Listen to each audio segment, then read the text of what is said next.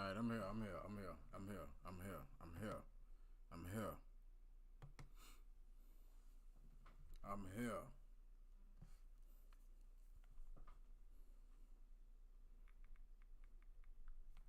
What up, chat?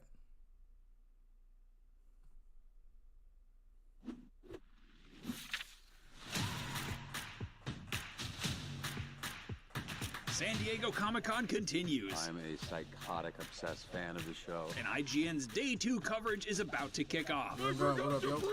We're taking closer looks at awesome upcoming projects in every medium. Everything sound good? Star Wars Outlaws. Mortal Kombat 1. That's Teenage what we Mutant really Ninja came to Turtles. see. Tekken 8. This is a fight for our very existence. The Creator.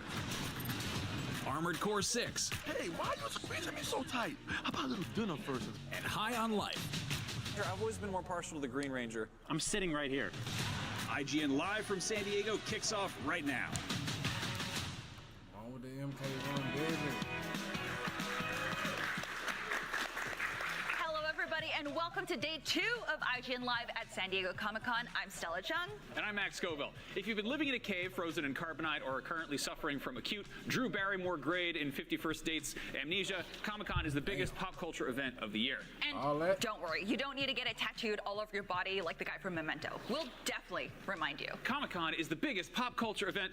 Actually, you don't have to take our word for it. Here's what's coming up. We are talking Mortal Kombat 1, which is bound to be gruesome and awesome, Teenage Mutant Ninja Turtles Mutant Mayhem, and then later on, Star Wars Outlaws. But first, for your entertainment, we have trapped one of our IGN correspondents on a precarious balcony where it's probably hotter than it is in here. And sometimes you see a bug.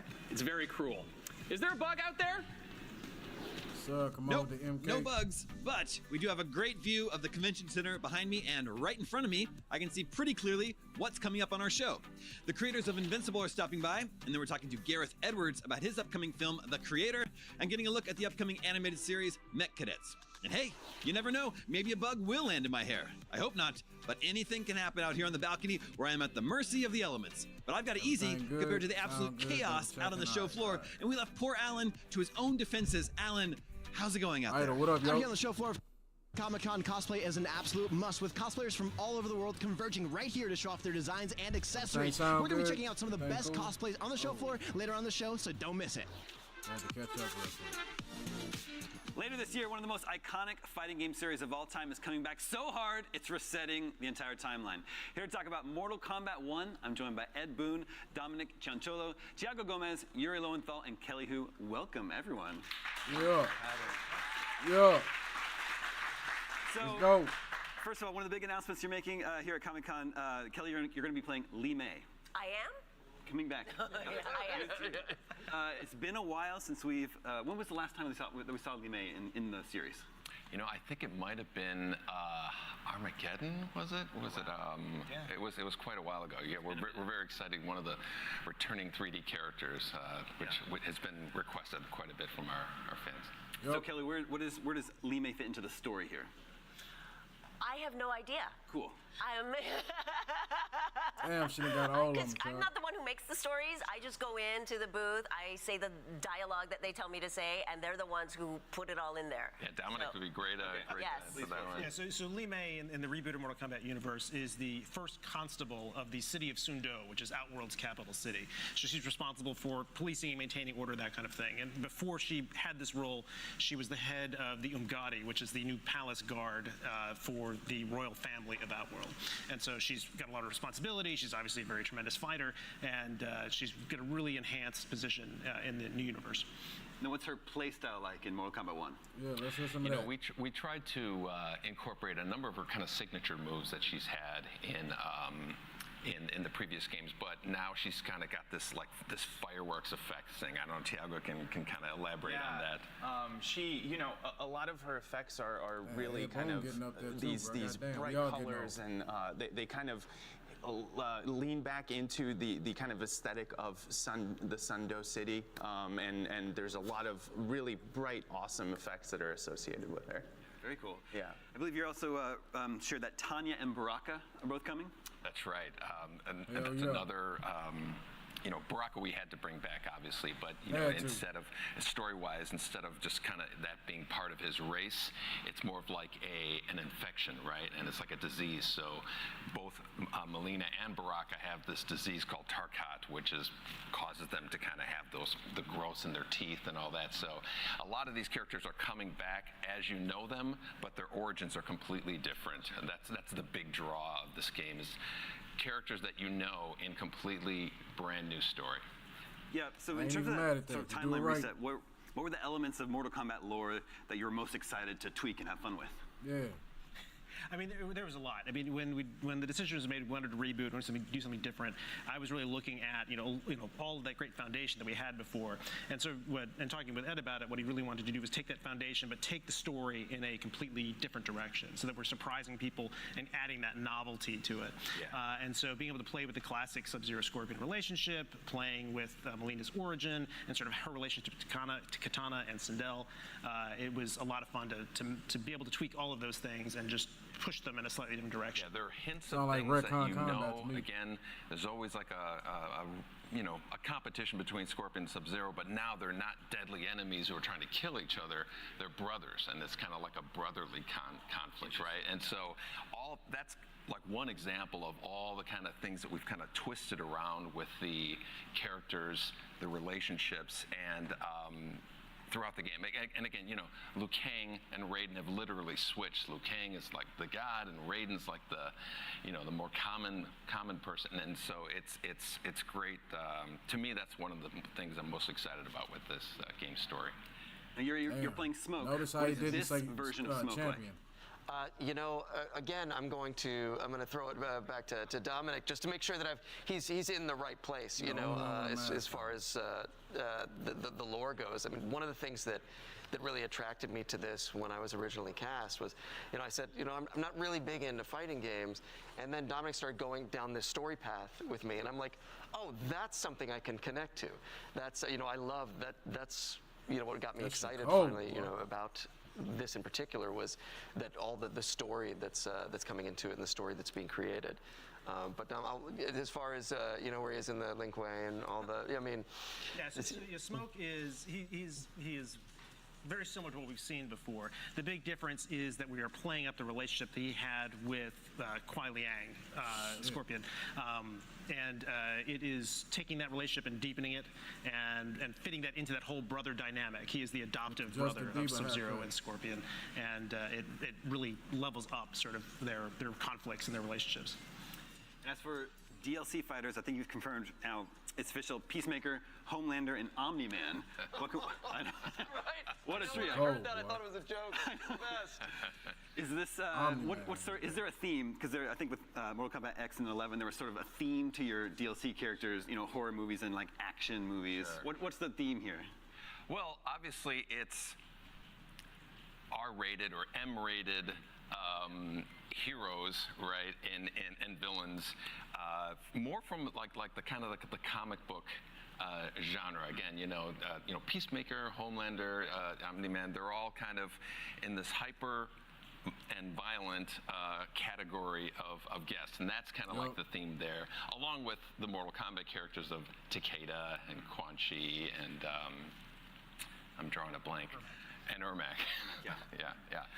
But it's kind of like if you think of like the Omni-Man and the Homelander, that's kind of category that is our guest characters. I imagine for a lot of viewers of The Boys, watching fatalities being performed on Homelander will be cathartic. Oh yeah, I think a lot of people, just seeing Homelander and Omni-Man in the same frame will be just one of those classic who would win in a fight kind of scenarios that players will be able to see the result of. Yeah. What up, Motivation? So Mortal Kombat 1 is coming to PS5, Xbox Series X, and PC, and Nintendo Switch. First of all, how is that even possible? A lot of work, a lot of optimization, but we are very excited with how that version is turning out too. Yeah. I'm excited to see that one too. Let's see. The cameo fighter system, there's a lot of conversation in the community. How do you feel about the fan reaction to that mechanic coming out of the recent online stress test? Oh, we couldn't be happier. The players have come up with, which is exactly what we wanted to happen. They've come up with their own combos that we've never even seen before. And once something like that happens, we really get excited because then we kind of feel like we've thrown out the tools for the sandbox for players to, you know, just kind of come up with their own stuff, and that's exactly what happened. And you know, I couldn't be more excited about how players have embraced that feature. I'm super excited to play Mortal Kombat 1. Mortal Kombat 11 was really big for me, so very excited to return to this whole series. Thank you all so much for coming by the IGN stage here. Thank you, Brett. Mortal Kombat 1 is out September 19th, which gives you plenty of time to brush up on how to punch a person through their kidneys so hard that it explodes into their brains. We've got lots more punching, kicking, and neck breaking up ahead here on IGN's Comic-Con coverage, so don't go anywhere. Say shit. Fuck. They ain't really said to show shit, y'all. Hey guys, I'm Ellie here with Kat Bailey, who just got out of the Mortal Kombat 1 panel. Kat, right off the bat, what is the most exciting thing that you saw at the panel? Well, I mean, they announced like 6 new characters, so I think that's a good place to start. Absolutely. So who are the new characters for the DLC? Oh my gosh, let me try and think of all of them because most of them have been leaked. The big ones, the headliners. We got Peacemaker, we got Homelander, we got Omni-Man, so we already knew those were coming, but I mean, of course they were leaked, but they were very exciting. Peacemaker in particular has become very popular recently. Absolutely. Homelander, we got Gen V coming out for the boys, and Homelander has been appearing in things like Call of Duty recently, so it's not surprising, but also Homelander is basically Superman from Injustice, so it makes a lot of sense for him to be showing up in Mortal Kombat. Yeah, that seems like a no-brainer to integrate within that genre. Now tell me about Omni-Man. What do we get to learn about his integration into the game? Well, Omni-Man is a character from Invincible. He's an Image Comics character, and he also has a little bit of a Superman character look to him. He's played by J.K. Simmons in Invincible. We didn't get to see much of these characters. We only saw confirmation that they exist, so they all came down, basically, starting with Omni-Man, then Peacemaker walked in, and then Homelander came down, and that was the stinger, and Homelander got the biggest cheer by far. Absolutely. I'm not surprised about that at all. Now, you mentioned 6 characters. We've only talked about 3. Who are the remaining 3 mystery characters that you Well, we got 3 new returning characters for the Mortal Kombat roster. All 3 of them playable. All right. They're not part of the cameos, which is a little bit not controversial, but people like to see their favorite characters be playable rather than just sort of be assists. So all 3 of them are playable. We have Li Mei, who hasn't been seen in quite a while. I don't think she's been around since Mortal Kombat Armageddon, and she's been recast by Kelly Hu, who has previously played a different Mortal Kombat character. Also, we got Baraka. Oh, nice. Baraka, you might remember him from Mortal Kombat 2, bad teeth, swords for arms. And then finally we got Tanya. So all 3 of them, Tanya and Li Mei, are working together, but they're also sort of in opposition to one another because Li Mei has been a little controversial. She got cast out of her particular order. So they're kind of together, but at the same time, a little bit at odds. And then, of course, Baraka is Baraka, but he's different in this one. Oh, yeah? How so? He, in previous games, he's been kind of an almost like an alien monster race, right? This one, he's kind of a dude, but he has a, shall we say, disease that gives him the big monster teeth. All right. Yeah. He's just a guy this time around. I love it. Just a guy, but with blades for arms. And with blades for arms. Super cool. Now, this is, of course, Mortal Kombat 1. It's a big rebrand, restructure. What can you tell us about any details around the story around that rebrand of Mortal Kombat 1? Yeah, we already knew that it was basically a reboot to the previous game. So in the previous Mortal Kombat, Liu Kang becomes the god of fire and is able to basically reboot the universe. It begins with a big bang. And there's, I guess, a lot of conversation around, is this going to be like a BSG style reboot? Is it going to be an alternate timeline in Star Trek?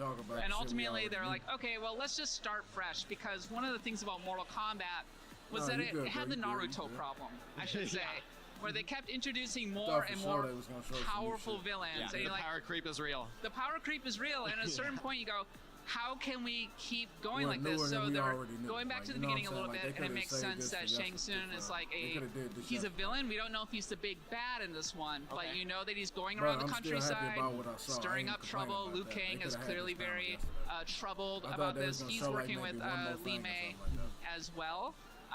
The thing that stands out to me about this reboot is that it's very colorful. I don't know. No, it's it actually might be, kind of though. tranquil, and this is because of Liu Kang's influence on the world. It's more tranquil, it's a little more peaceful. The living forest, whereas the trees would have previously eaten people, now they're a lot more peaceful. So it's a bit nicer, but they also said, don't worry, this isn't a Diablo 3 situation. There's still going to be kind of dark Mortal Kombat 1. Yeah, that's what I was going to ask, is like, it's colorful, but it's still going to be gory, right? Oh, heck yeah. I mean, you saw that love it. in the trailer. You were seeing Lee May electrify a guy's intestines and then bicycle kick off their heads. So definitely going to be still Mortal Kombat. Yeah, did you get to see any other like fatalities oh my the gosh. panel? There are a whole bunch of them. Like, it was a super cut, right? So we saw Baraka stabbing people in the head, and we saw a person getting their spine ripped out. You know, you always got to have the spine ripped out. Of course, yeah, it's a staple in the franchise. Interestingly, somebody asked if there would be babalities in this one. And they said, well, you know, friendships, animalities, babalities. We like to go back to the ones we haven't seen in a while. So they said it could happen. They're not confirming, but it could happen. Now, we know about all these new characters. We know about the new story that's coming out. Did they reveal any changes that are coming now that Mortal Kombat 1 will be available on next-gen consoles? Is there any sort of Easter eggs or details that people can look out for at home? No, that's interesting. So they did talk a little bit about what the power of the next-gen consoles can do. It definitely gave them a lot more options. The levels are more expanded. You have cute little interactions, like a robot, I guess, that will clean up blood, which I kind of like. Adorable. Yeah, I know, very cute. I think it belongs to Johnny Cage. Yeah, it's a little Roomba, but for blood. Very Mortal Kombat. Go out, yeah, it's so cute.